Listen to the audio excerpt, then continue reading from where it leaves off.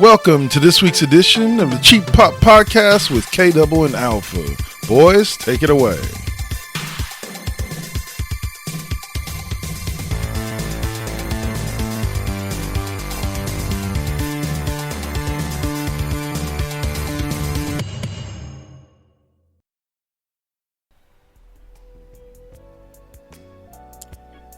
The following Four Aces production is for mature audiences only. Listener discretion is highly advised.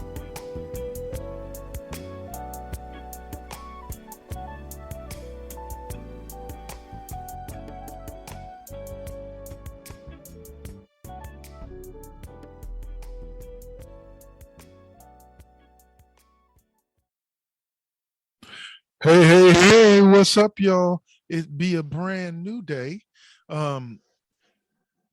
I'm sorry, Vince. We're not supposed to say that anymore, are we? Oops. You fool. No, you fool. but here it is a brand new day again here with myself, Double KK Double, and that young man over there, the one and only Alpha. How you doing, brother? I'm given 40 minutes every 2 weeks to talk shit about Sasha Banks, and that begins right the fuck now. Welcome to the wrestling side of the show, boys.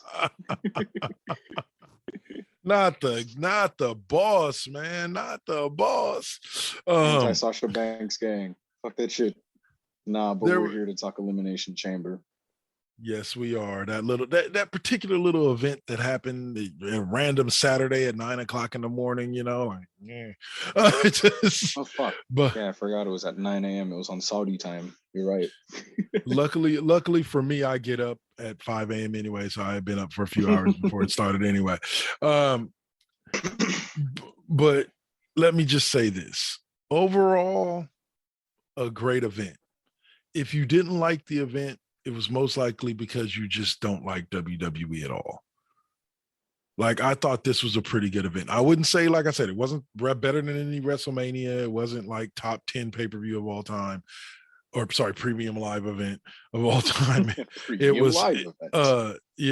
was it was definitely, though, it was good, compelling. It moved along storylines. It gave us a couple of great matches.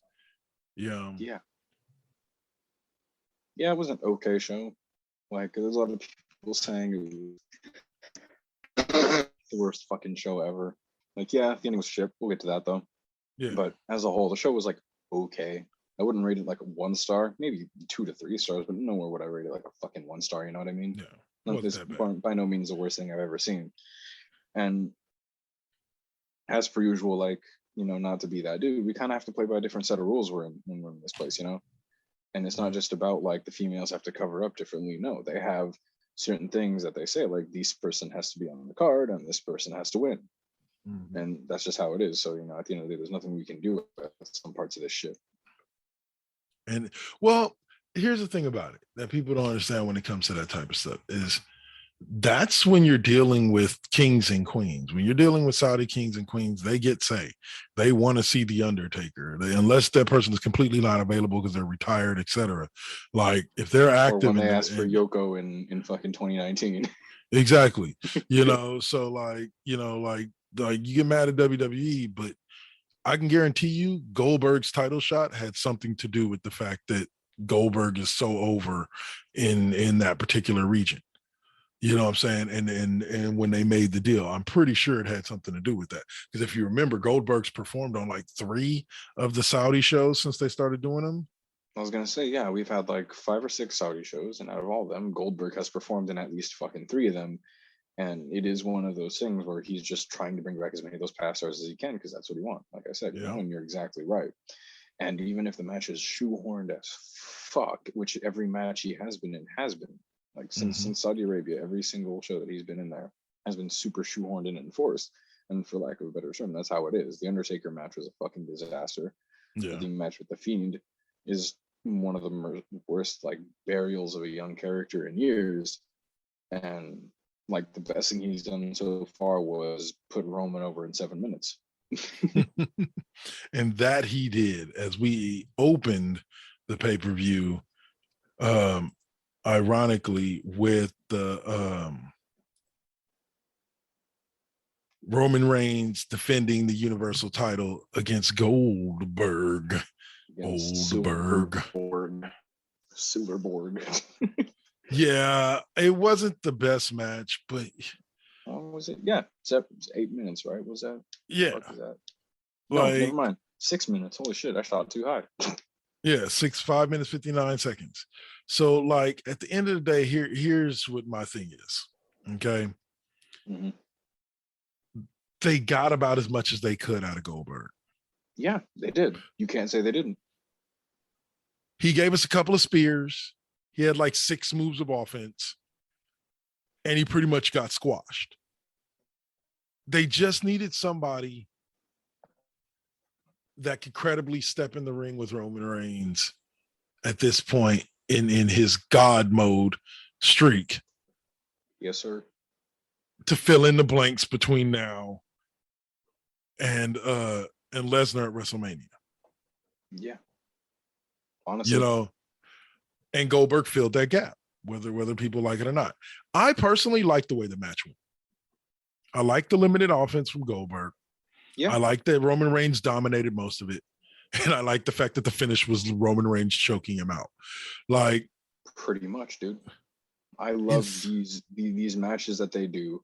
And I love that, like, they've done them with Brock, with Goldberg, with Roman, and then with Lashley. And it's been some combination of those 4 dudes every single time.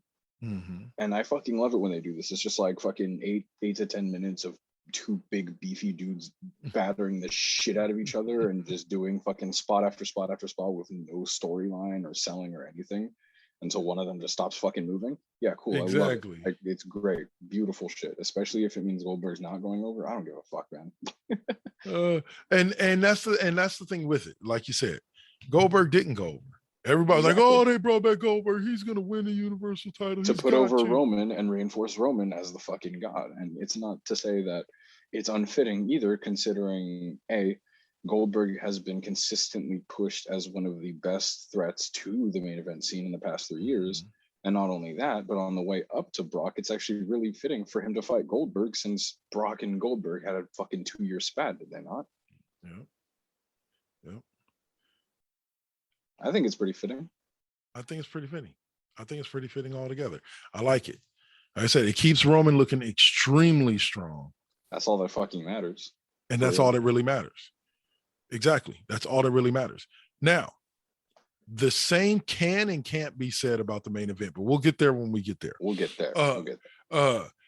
They followed this up, this 6-minute match, with what I consider to be one of the best women's elimination chamber matches I've seen in a long time. Absolutely. Very long time. Absolutely. There were multiple points in which I believed it was Rhea Ripley's night. There were multiple points in which I believed it was Alexa Bliss's night. And everybody else kind of served their role. Liv Morgan was very believable for a second, taking out fucking Dewdrop with a power bomb. Yeah, that was off the hood. Liv Morgan did what she does best and sold her fucking ass off and looked like she was being fucking murdered by everyone in the fucking chamber. Not only that, but Liv Morgan coming out and working the fact that she has to be completely covered head to toe, working that into her costume and dressing like Britney Spears is the best fucking thing that any woman has ever done so far. This is the best fucking thing. And after that, I wanted her to fucking win it. I'm not even gonna fucking lie. That all being said, though, Bianca Belair coming out on top was really fucking cool too. Well, you had the built-in storyline with her and Becky Lynch from SummerSlam. Yeah. You had the built-in storyline. Exactly. So it made the most sense. But everyone, it wouldn't have surprised me if anyone, really, I'll be honest, there's only one that would have surprised me. And no offense to her, she's an amazing wrestler. No, actually, Nikki ASH. Yeah, Nikki. Right. I don't know if Nikki's character is at the point where it's ready for that WrestleMania moment. Like, what I'm saying, to be a main event of WrestleMania. By far not. So to me, have the character, but they need the proper storyline. Right. And Dewdrop as well. Like, Dewdrop is definitely down low on my list of potential winners. But Piper Niven is an incredible wrestler. It cannot be taken away from her. Yeah. A+. But I just don't think now is her time. You know what I'm saying? No doubt. No doubt. Not at all. I definitely saw potential in Alexa Bliss winning. But maybe they decided now was not her time. Well, first off, the match was choreographed really well. I really loved the spots. I really loved, they worked in as many of the storylines as they could. That was really good. They worked in Nikki and Rhea's hatred. They worked in Nikki and fucking Alexa's hatred for each other. They worked in Bianca and Rhea always working together and then imploding whenever they're in a multi-man match. They always fucking do that spot. Yeah. And it's really cool because we saw them come up together really close in NXT, if you think back to it. Mm-hmm. But my thing right now is, if I'm being honest, I really believe that upon Alexa's return, she should have came back with her original gimmick from 2017. The goddess. Yeah, I really think that she should have returned to that gimmick, not just because like, oh no, that was Bray's gimmick or some shit like that. No, I think she's gotten everything she could have gotten out of that character at this point. I think it's ran its course, and I think this was the best chance for her to return with the goddess gimmick again, and that would have been the best time for that. I can agree with that. I think we're still slow rolling to the goddess gimmick. I hope so. I hope we're building to that. Because if you've watched her look change, despite the fact that she's kind of kept the evil, crazy twist, if you watch her look has gotten softer throughout the weeks in the little sessions, and then even so much so when she came out. That is right. Like, she has the color back in her hair, doesn't she? Right. And so I'm thinking that we'll eventually get back to the goddess, but I don't think they're quite ready. I think they're not done milking. I kind of do agree with Vince Russo, as much of an ass as he is when he says shit like this about like, yeah, they're not going away from that character because they bought 500,000 Lily dolls and they're trying to move the motherfuckers and get rid of them. So you can't have her go away from the gimmick and expect to sell the product or sell the merch. You're right. As shitty as it is to admit that when the bastard is right, he's fucking right. He's fucking right. The Bray, the Fiend gimmick and passing it on to Alexa wasn't just about staying in storyline. This isn't just to call them a fucking like malicious ass company, but it is a part of merch sales because they're a fucking merch sales company. They make a lot of money in fucking merch sales. Yep. All right, so that led us to the next match. That was a pretty damn good match in itself. Bianca Belair, or not Bianca Belair. Oh, congratulations to Bianca Belair. But it was Naomi and Ronda Rousey taking on Charlotte Flair and Sonja Deville in what was one of the most stupid stimulation matches I've ever seen in my goddamn life, even though I've seen this type of match before. Ronda Rousey was required, because Sonja Deville was supposedly hurt. Ronda Rousey was forced to fight with one arm tied behind her back. Look, y'all, let me say this very loud, very proud WWE. Look, Dub, I understand Ronda Rousey is a bad bitch. Like, you no longer need to do stupid shit to try to prove this shit to me. I know. I do understand. We get the point. Like real talk. Like, this was just another like Ronda Rousey's a bad bitch moment. And I don't need any more of those. I've gotten like 17 of them over the past, over her first like couple of years. Like, yeah, like look. There are some matches where the jokes write them fucking selves. And this is that. Do we really need to break down the sentence of Ronda Rousey just won a match with her arm tied behind her fucking back?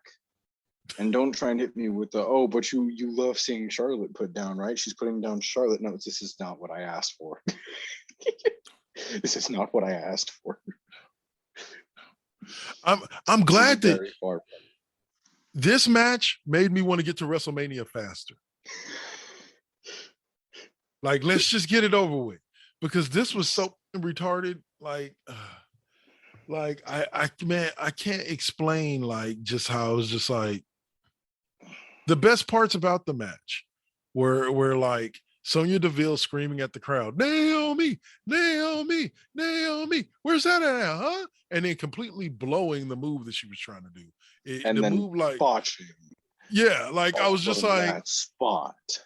like, girl, all you had to do was turn it over a little bit more, and you could have made it an elbow drop, like you just dropped into her, but instead you hit her with this weak ass, just I was just like, yeah, all right, yeah, all right, Naomi, okay, look, bro. yeah.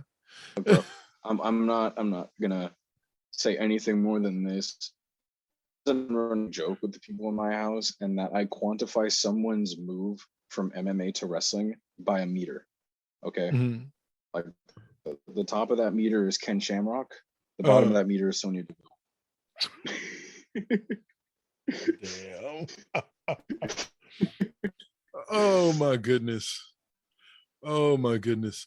And somewhere near that top is also Shayna Baszler. That girl didn't. Shayna Baszler was right under Ken Shamrock. Yeah. I fucking love Shayna Baszler. All right. So Fucking love Shayna Baszler a fucking death. we'll slow down there and have to come back on the next half and talk about what's going on with the rest of that particular pay-per-view there with Elimination Chamber that we both thoroughly enjoyed, but it wasn't the best pay-per-view of all time. It wasn't the worst pay-per-view of all time. Let me give a quick shout out to wrestling fans. Like, I've been seeing some really like balanced reports. Oh, no. This is just one hot topic I wanted to talk before the half. Shoot. AEW former VP may be coming back to the WWE. I am not surprised by this news. I have been thoroughly surprised by the response to this news. Yes. Like, as I didn't expect there to be this many people that were so butthurt over Cody making a decision that was in his best interest, which is the same exact thing he did when he left WWE and went on to help create AEW. Mm-hmm. It kills me. The hate the man's getting, because I'm not against it. Like, I'm all for it. People are like, oh, why does he want to go back to the company that hate him? I'll give you 3 examples of why he wants to go back, or 2 examples of why he wants to go back to the company that was treating him like that before. Drew McIntyre and Bobby Lashley. Both left WWE because they were tired of how they were being treated, went out and made a main event name for themselves with another company. In his case, he went out and started his own company, and then came back to WWE and had their moments, won their WWE championships, had their main event moments, had their WrestleMania moments. Exactly. Why can't Cody do the same? He should, now that he is a main eventer. He was never considered one before. Now that he is one, he's deserving of coming back and getting a WrestleMania moment, especially if AEW isn't going to give him one. It is very simple. And it has always been this way in the wrestling business since day fucking one. Cody has lost his leverage in AEW. So Cody is going to go where he has leverage again, which is everywhere that isn't AEW, really, because Cody's a big name. But it is that fucking simple. Now, nothing has been signed yet. There's rumors he might be retiring. Who knows? But I believe if he does come back, he's going to be treated well. He's going to be given a main event push, probably right off the back. I don't know if he'll win the title right off the back, but he'll be in the picture for a while. I think he'll be treated a lot differently this time. And lastly, the last thing I'll say before I turn it over to you for a quick second is Stardust was not that bad of a character. Matter of fact, Stardust to me was peak Cody. Like, I am, as far as what he did with the character. Was the character janky? Yeah. But so was the Goldust character. And look what his brother did with it. Yeah. He turned it into one of the most popular characters of the Attitude Era. You know, and to me, I think that Cody did a similar thing with Stardust. Not necessarily to the level of Goldust, but Cody took the Stardust character and made it something popular and something that people could get into. And so I don't understand why people laugh so much and are just like, oh, Vince is going to make him do this again. I would love to see a return of the Stardust character. Shit, no, Stardust came out, I'd be fucking juiced. Like, I'm sorry, I don't mean to sound dumb as shit, but that'd be awesome. Because look, dude, I'm very passionate about the metamorphosis of characters that Cody has had because each one of them is very fucking deep. Each one of them has a lot of nuance to them, and it's incredibly fucking interesting. And one of my favorites is what Stardust was supposed to be. And the idea that Cody pitched it was that he would be Stardust on SmackDown and he would be Cody Rhodes on Raw. And each one of the personalities would be completely oblivious to one another. And that's tight. The idea was that Cody would have no knowledge of the existence of Stardust and vice versa. And they were to be heel and face, obviously, and he would be running both dynamics. It'd be fucking awesome. That would be amazing. I'm surprised they didn't let him go with that. But like I said, what he did put out there was amazing. And I just don't like how much hate that particular character gets from people, because I see a lot of people like, oh, look, they're going to do that Stardust thing to him again. Wait a minute, man. Like, I wouldn't consider Cody's low point being Stardust. Yeah. Like there's other points. Yeah. You know, I would consider, I hate to say it like this, because a lot of people wouldn't believe, I would consider being a part of Legacy that's what I was a lower say. point on this thing, on this totem pole than Stardust. Even if it was referenced nowadays, like I would consider dashing Cody Rhodes in the beginning, like 09 to 11, dashing Cody Rhodes to the metamorphosis of Legacy and Ted DiBiase was his weakest point. It was his lowest point, because he had a title run with Drew McIntyre and with Ted DiBiase at one point as well, but that was kind of fucking obsolete when compared to him carrying the mid card from 2012 and beyond. Yeah, you know what I mean? 100%. But all right, that's going to wrap us up for the first half here. Cody, if you are back, great to see you. If you aren't and you are retiring, then best of luck to you. Right. Come back with us right here on the Cheap Pop Podcast for the second half of the show, where we're going to finish talking Elimination Chamber, and we're also going to talk about the first inductee into the 2022 class of the WWE Hall of Fame. If you've been watching, then you know who it is. We'll catch y'all on the flip side. Thanks for listening in. Thanks for watching. This is the Cheap Pop Podcast. Peace. Peace. You're listening to the Cheap Pop Podcast right here on the 4 Aces Presents Radio Network. Spreaker.com, iHeartRadio, Spotify, Apple Podcasts, Google Podcasts, and wherever you may find your favorite podcasts.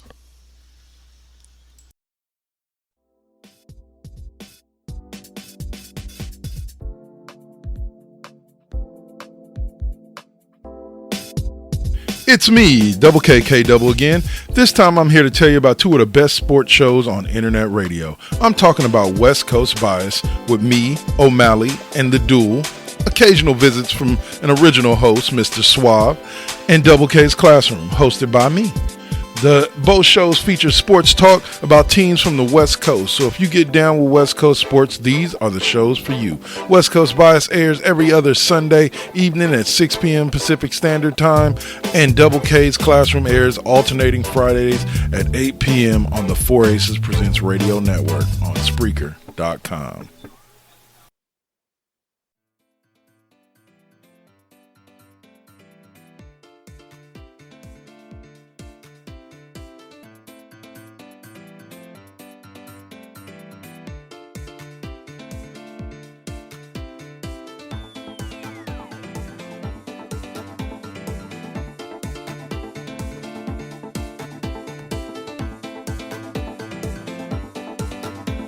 Imagine this. It's Friday night. You're at home wishing you can listen to an amazing playlist of some of your favorite music from the 60s, 70s, 80s, 90s, and 2000s. Pop, rock, whatever.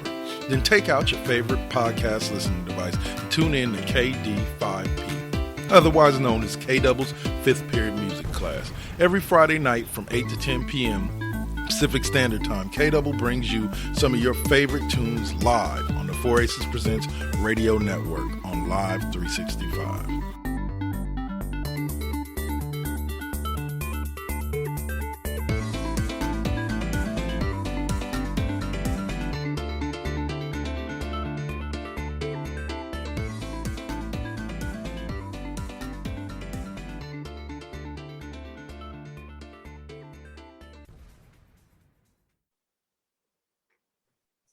And we are back.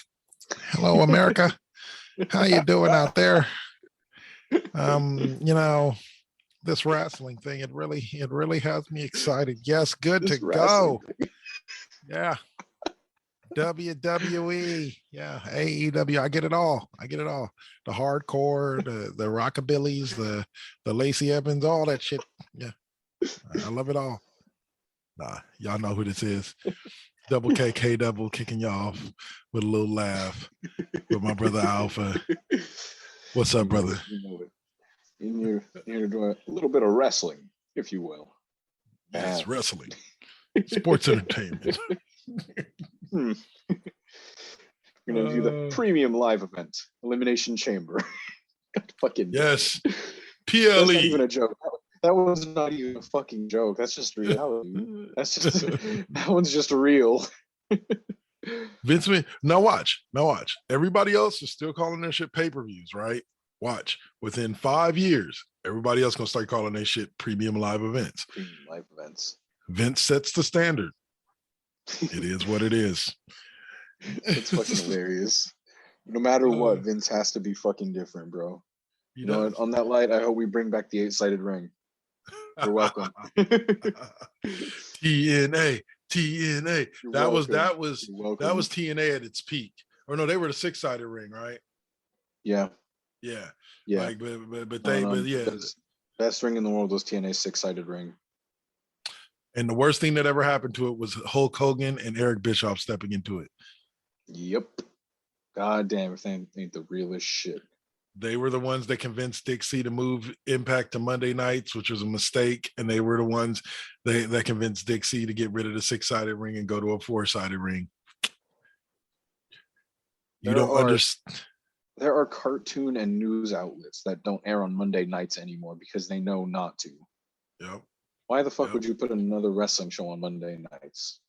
I'm just like, I'll put it to you like this. The one draw and appeal that TNA had when they were going up against WWE, so to speak, is the 6-sided ring. The X division was hitting the peaks of the cruiserweight division for WCW before everything the kind X of fell division apart. was hitting that mark again. Absolutely. You know, and when TNA when they went through and they became Impact, when they went through and became GFW, none of that shit changed as much as when they lost the 6-sided ring. Mm-hmm. Like when they lost 6-sided ring, I don't know about you, but for me that was like all hands off. That's it. Good night. Yeah. I'll put it to you like this. I watched only because people like Rob Van Dam were on the show, but like I faded off from TNA and kind of stopped watching it on a regular basis. I check back in every now and then to see what's going on. You know, they do got my girl Hardcore Country. You know, so I do check in on her every now and then, you know. So yeah, like it's a beautiful thing. But man, TNA, I should have never went away. Should have went back to it. Soon as they left, you should have went back to it. It was what made you special. That's the thing about it. That's the thing that AEW has to get as well. In order to truly stand beside WWE, the last company that was able to stand beside WWE putting out a similar product was WCW. Mm-hmm. And eventually they failed. Nobody since has been able to put up a product like similar to. All the ones that have come close to competing with WWE on a notoriety or name brand or brand recognition level were companies that set themselves apart for different reasons. Like ROH, you had the 20-second 20-second count out instead of the 10. You know, you had the handshake before every match. You know, there were certain things that separated ROH. You know, Impact used to have the 6-sided ring. That's what separated them and kept them at that higher level. It was something different. Lucha Underground had a lot of its success because it was different way of storytelling. Oh yeah, Lucha Underground has a number of things, but Lucha Underground in terms of physicality has only about 2 feet worth of space before you hit some stairs, and 2, the biggest fucking ring I have ever seen. Yeah. Lucha Underground's ring is massive when compared to other rings, especially when compared to companies like ICW who have an unbearably fucking small ring. Yeah. And that's their gimmick. Exactly. And so you got to have a gimmick. And so the Attitude Era gimmick, I hate to say it like this, there's a reason why the Attitude Era isn't still going today. It had its place in time.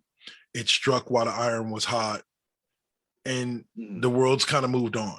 Like, I hate to say it like that because I trust me, the Attitude Era is one of my favorite times of wrestling ever. Okay. But the world has kind of moved past that, so to speak.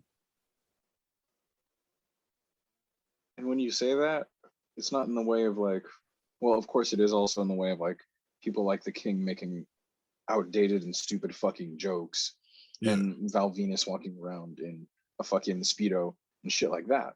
No, it's in the way that people like Nick Gage, who are doing what they've been doing for years, and does something, but because a sponsor is airing a mistimed commercial, now Nick Gage got a flag for it.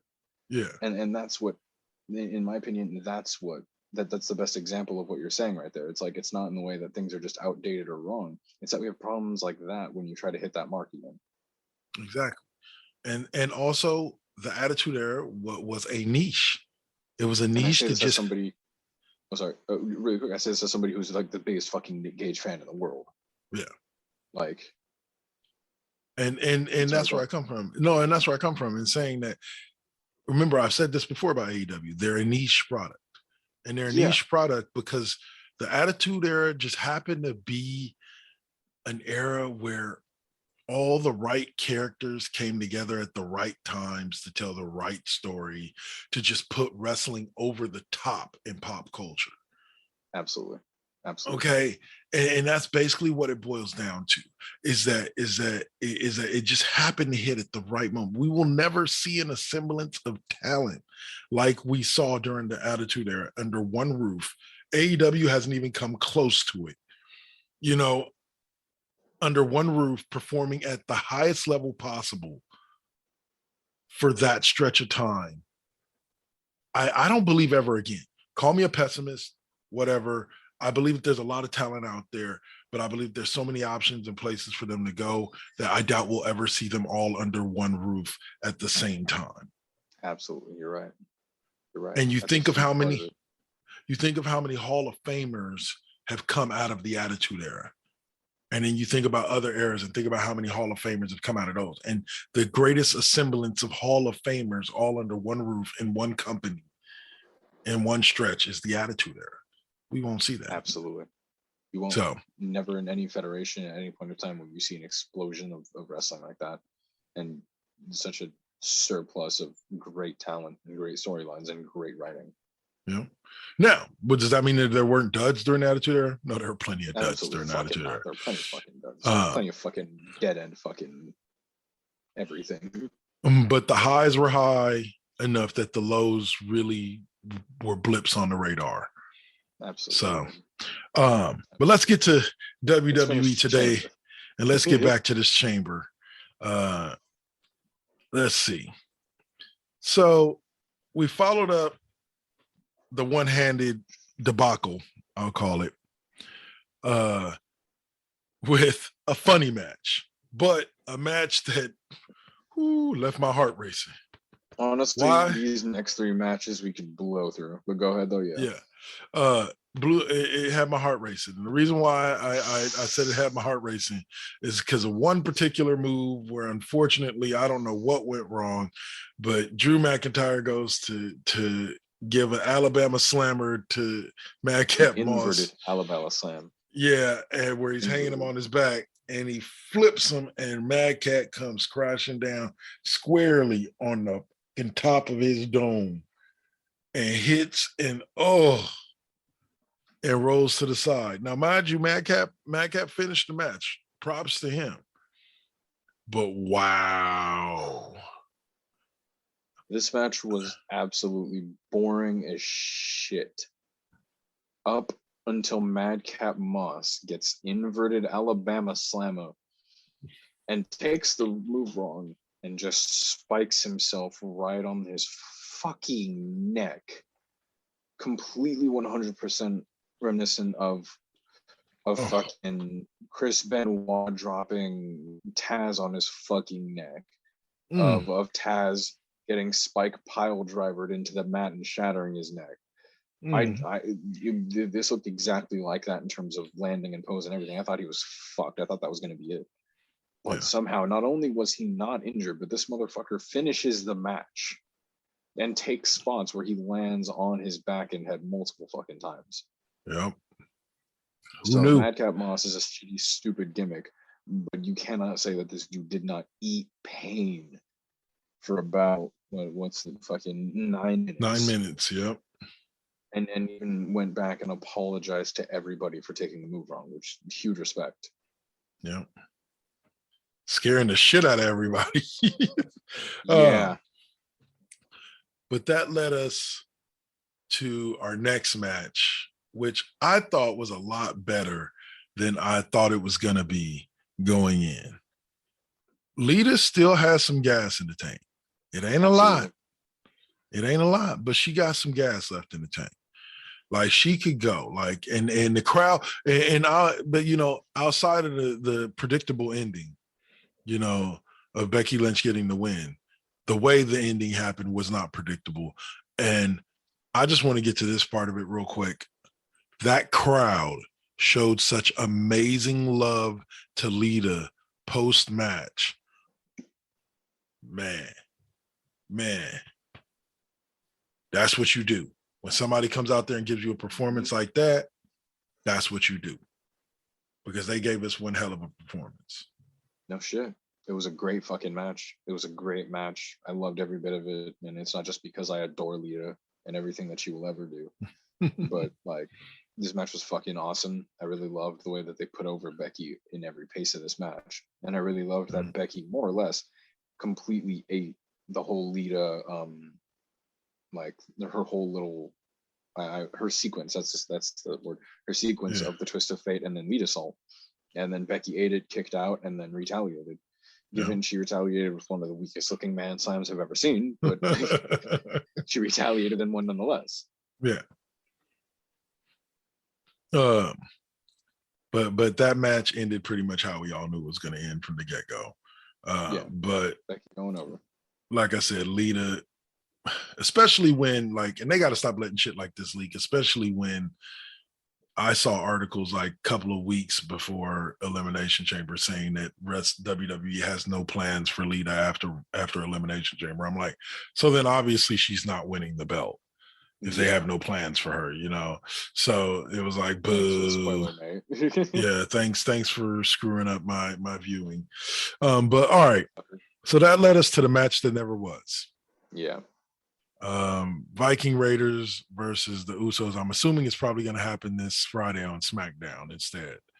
But the Usos come out and jump the Viking Raiders, and I guess evidently the little bit of damage that the Usos did was enough to put the Viking Raiders down to where they can't compete. So, all right. Yeah. I thought this was going to lead to like a cool spot or something or anything. But it kind of didn't. Just let them didn't beat the fuck up, and then Usos just fucking emoted on their fucking corpse and then fucking dipped. And that was the end. I thought it was gonna like lead to like the Usos like facing off somebody else. Just nope, that's it. Nope, that's it. It's all right though.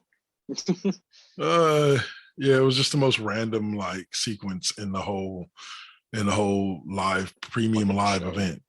Yeah, exactly. All right, so that led us to our main event, the men's Elimination Chamber match for the WWE title. Bobby Lashley comes in as champion.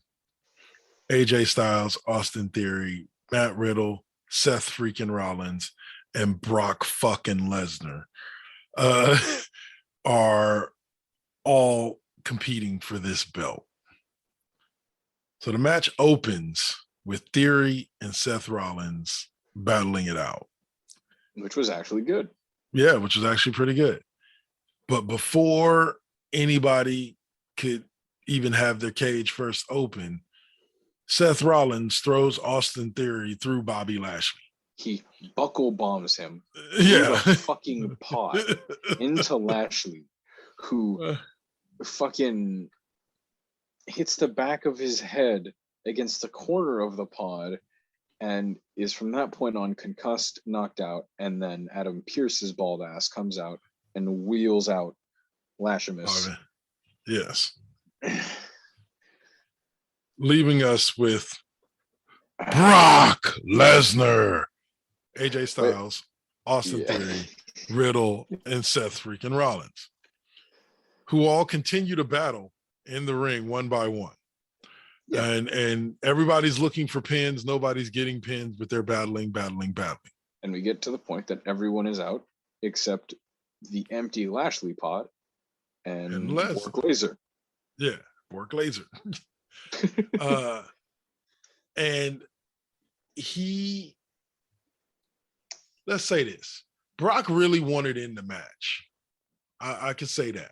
And the reason why I say that is because it came to another turn where somebody's supposed to be led into the match, and it was Lashley's pod. So Lesnar was going to supposedly have to wait another 5 minutes.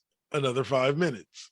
Lesnar decided I like to imagine fucking Goro Lesnar's inner monologue, like fucking like a caveman. You know what I mean?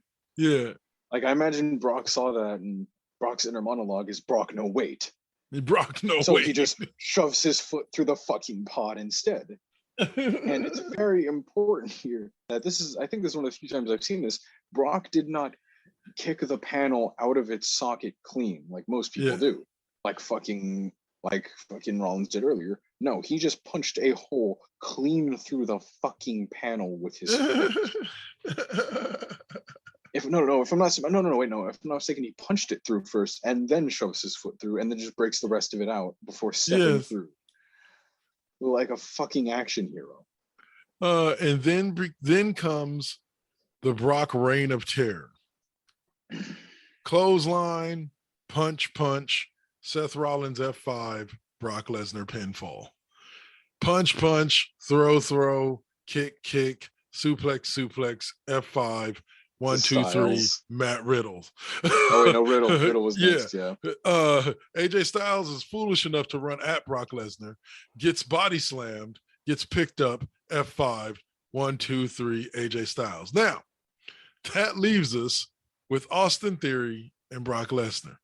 Now, if you didn't know who was going to win this one, I would say that you need to make your way down to the doctor and go ask for a quick CAT scan to make sure your brain ain't working right. Because shit's still intact, my man. You know, because once it got down to Lesnar and Austin, we all knew who the fuck was walking out with the dub tonight. But it was funny. They all still told us to Theory for selling his dick off. I was gonna say they sold us on. They gave us a story. Actually, props to Brock for selling his dick off. No shit. Yes.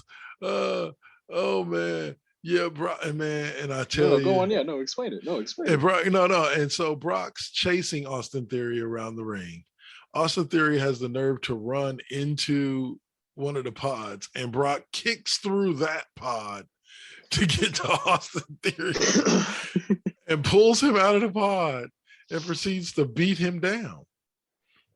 Well, when he comes walking up on Austin Theory decides that it's a good idea to take this carnivorous beast that's slobbering at the mouth and Don't forget that he had a little spurt at first. He had that little spot where he started fighting back. Yeah. Got some heat back. Yeah, he did. And the offense came after what I was about to say. Oh shit. When Brock approached him, when Brock approached him and he wham and gave Brock a good 1-2 with his forearm, and then Brock fell into the ring, and then Austin Theory came in and then gave him a quick drop kick to the face, and then Theory DDT'd him and got the 1-2 but couldn't get the 3. And at that point, Austin Theory died, y'all. I'm just being real with you. At that point, Austin Theory died, at least to me. He began to run from Brock Lesnar, and Brock, God bless his soul, selling the groin shot all the way out the ring like, oh my God. Oh my God, my Heymans. Then Brock becomes your worst nightmare as Austin Theory almost gets up to the top of the elimination chamber and tries to climb out. Brock and becomes actually your squishes worst. himself halfway the fuck out. Yes, he does. And Brock becomes that scary nightmare. In like 3 pulls, he's on Austin Theory's leg. Like Brock just, I was like, yeah. Nah, that's not right.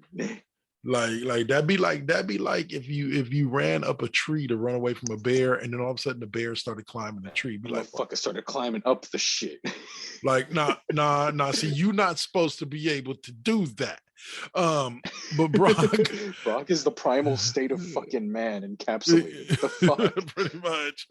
So Brock goes from there and grabs Austin Theory, takes him to the top of the cage. And I think Brock made a smart decision in carrying Theory over as opposed to trying to chuck him into the ring with the F5. So? Yeah, because I think it's too dangerous if he tries to chuck him into the ring. Like, I think it's completely too dangerous. Yeah, I think because there's the idea of the turnbuckle, huh? Yeah, that is also true. Like, if he's short by an inch, he could kill that kid. He could kill that kid. Even if he hits the ropes, that's it. That's the end of it. I think he legit, like, Brock carried him over, like, because you see Brock kind of turn his torso. He rotates it. He fully rotates it rather than sorry about that. Right. He F5s him off the top of the fucking pod, not into but onto the fucking panels on the side, and Theory just fucking collapses panel full fucking face. Yeah, and it was fucking great. Full props to Theory for selling it through his face, through his body, and through fucking pain and everything. Yeah. And of course, Theory takes the pin, gets dragged in this fucking carcass, and Brock wins, lol. Brock wins, lol. And we get what we knew we were always going to get, and we never knew we wanted. Roman Reigns versus Brock Lesnar. Winner takes all. Now, hold up, though. Title. Here's the thing about it. They're not selling this as a unification match. Remember that. They're not selling this as a unification match. Immediate first shots. Do you think we'll see the loss of a title at Backlash? I think we may. I think what we're going to see is somebody's going to walk out of there holding 2 belts, just like Becky Lynch. Because remember, they did this with WrestleMania 36 with the Becky Lynch, Ronda Rousey, Charlotte Flair. Becky 2 belts was only Becky 2 belts for like 4 months, right? Before she dropped one of the belts. And so I think we may see something similar at the top tier level where maybe Roman, because of how hot he is right now, walks out with both belts, but only for so long before somebody like Bobby Lashley or somebody like that comes along.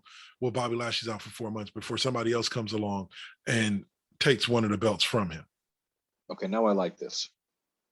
See, you know what I'm saying? Because I just saying, pay attention. I'm not saying that's necessarily the truth, but pay attention to the fact that they're not billing this as a unification match, just like they didn't bill the Flair, Lynch, Rousey triple threat match as a unification match. It was just a winner take all. That's how they're same way they're billing this.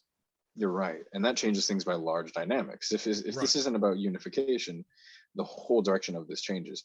And actually, genuinely speaking, there's no way they're going to unify it, because that would mean that they're going to unify the shows, and that's not fucking happening. No, they're not going to unify the shows. Not with the way things are between USA and Fox right now. I was going to say, yes, and with if both shows were on Fox or both shows were on USA, then I might say, okay, unification is coming.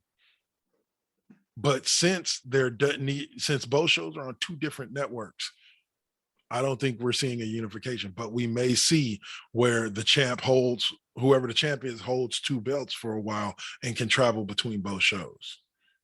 And I think that would be Roman. Reliably, that would not be Brock. That's going to be Roman. Right. So, but all right. Shit. For sure. One last subject before we go. Big shout out to Mark Calloway, AKA Meme Mark Calloway, AKA the dead man, aka the American badass, aka the man that I grew up, how do you say, idolizing from the time I was knee high to a rat. The man known as The Undertaker, as the first and should be only. I agree. I kind of agree with Bubba Ray. Like, he should be the only one on this year's induction list. Not that anybody else deserves that nobody else deserves to be in, but just his character had that much impact on the wrestling world that over multiple decades, that I believe like he should be the only inductee like that night. But they won't. They'll advertise a few more over the next 6 weeks or so. We'll have a full class. Yeah, a lot of people that I've heard have been like, bro, why is he only just not being inducted in the Hall of Fame? Because, okay, first off, you need to be fucking retired to be in the Hall of Fame. That's step one. All right. I was gonna say, didn't he just retire last year? Like, exactly. Like, it's not about that. And exactly, if he was the only one inducted, I would be happy. I'd be okay with it. There is, I shouldn't have to be the one to say that he's the single most compelling competitor and character that this business has ever seen on a global scale. Not only just in this country, but on a global scale, he is the single best character produced by this business. And man, in terms of contribution to this business, more so than Hogan, more so than Austin, more so than Rock, purely because he has been here for about 20 years longer than every single one of those guys. And he was here about 15 years before all of those guys. Pretty much. Yep. Well, he came to WWE in the 80s and took on a role from Vince McMahon that probably there were some few people that didn't want to do it. And he played the hell out of it, and he made it his own. And eventually he became The Undertaker, and The Undertaker became him.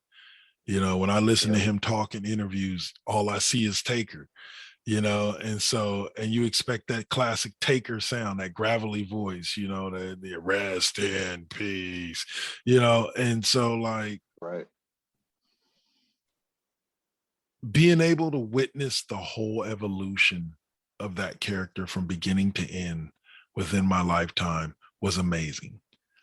Absolute, you know, like joy. It was, absolute joy from his debut at Survivor Series to his final match against AJ Styles. I don't think I've ever not liked an Undertaker match outside of the Goldberg Undertaker match. And that wasn't their fault.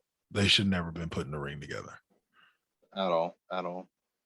They were both too old at that time. Yeah, absolutely. It was a dangerous matchup. It's always important. That's why when he was set up with AJ, it was a whole completely different dynamic, 100%. Yeah. You know, it's something completely different for someone like me. Whereas, you know, and I'll always repeat this, like, you know, I don't know exactly how old you are, but I know that there might have been at some point in your life when there was no Taker. There was a Mean Mark Callis. There was a Twin Towers. There wasn't an Undertaker. No. For me, there always was an Undertaker. For me, there always was. And for me, I'm going to be living with an experience of not being a Taker for the first time in my life. Yeah. Not having him on the WrestleMania card. You know, I believe because last year was the cinematic match with AJ, right? Or was that 2 years ago? Was that 2020? It was either 2 years ago or 1 year ago. But yeah, Boneyard match was last thing. Well, I know, but I'm saying like has it been 2 years since? Is this the second WrestleMania without Taker? 2 years. So now we're just kind of adjusting. Yeah, it's about to be the second. Yeah. So people got to understand like what that man represented. Like it blows my mind because I think about how big of an impact like Hulk Hogan and the Ultimate Warrior had on my life, but then I also think about how short-lived their careers really were. Like when you put it next to like the Undertaker, like they really were on the map for barely a blip, you know. For me, like there's a lot of people in wrestling that have at least done one thing that was not very right, you know. And I'm not going to act like I can judge anybody, but people like Hogan, people like Warrior, people like that, you can see things that they did wrong objectively. Yeah. People like Taker, on the other hand, I can't see a time when he contributed negatively to the business. No. He always gave his all. He always earned his respect, and he put on match after, like I said, his catalog of WrestleMania matches may never be matched. Let's just say it like that. I'm not going to Yeah. say that. I'm not going to say that everyone was a 5-star match, because the match against Bray Wyatt the year it was in Santa Clara was kind of like, I thought that could have been more. Yeah, but at the end of the day, but you look at his 3 matches with Triple H, or was it 2 matches, or the matches with Triple H and Shawn Michaels? He had 2 matches with Triple H and 2 with Shawn. Yeah. Those matches are some of the best matches ever. You can go back further than that. Edge and Undertaker at WrestleMania. Like, come on, man. Like, the man's catalog is unrivaled, and I doubt we'll ever see anything like it again. Like I said, greats, instant Hall of Famers, greats like Austin and The Rock don't even have a WrestleMania catalog like Undertaker does. And that is everything. That is everything. He lived a moment that most hope to live once, at least 20 times. 21 times to be exact. So, all right. So we'll end it on that, Alpha, as usual. I'll let you take us home, brother. Oh, you know how it goes, my good friends, my people. Thank you for joining us today on the wrestling side. We'll come around next week for some comics and shit. We'll be talking what? What are we gonna be talking? Hopefully Peacemaker. Yeah, we'll be talking some fucking Peacemaker. We're gonna talk some other shit too. It's gonna be a great time. Join us and we'll see you then. For sure.